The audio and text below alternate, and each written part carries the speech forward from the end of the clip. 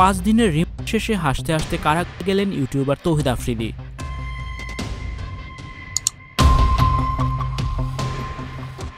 আফ্রিদির হাসি নিয়ে হচ্ছে আলোচনা, একইভাবে আফ্রিদির বাবাও হেসেছিলেন।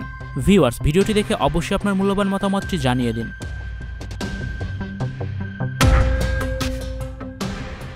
রিমান্ড শেষে তৌহিদ আফ্রিদির হাসি দেখে অনেকেই বলছেন, রিমান্ডে তাহলে আফ্রিদির সাথে কি করা হয়েছে, তার মুখে হাসি থাকে কিভাবে? গ্রেপ্তার হওয়ার পর আফ্রিদিকে নিয়ে ব্যাপক আলোচনা চলমান।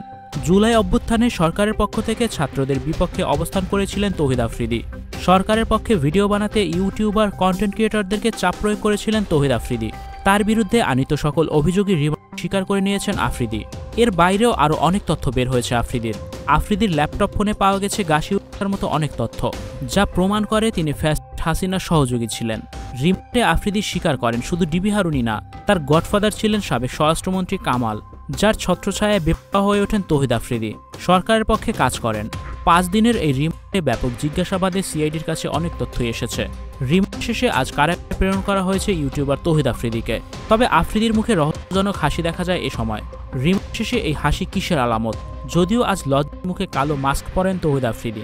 কাশিমপুর কারাগার এখন তৌহিদ আফ্রিদির ঠিকানা।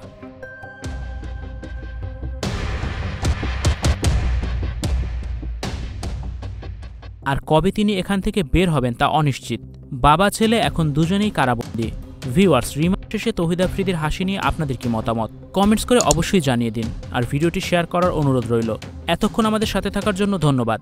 দেখা হবে পরবর্তী ভিডিওতে নতুন কোনো বিষয় নিয়ে। Icon focus 24 TV, powered by 4D Fourth Dimension। আমাদের চ্যানেলটি সাবস্ক্রাইব করে আমাদের সাথে থাকুন।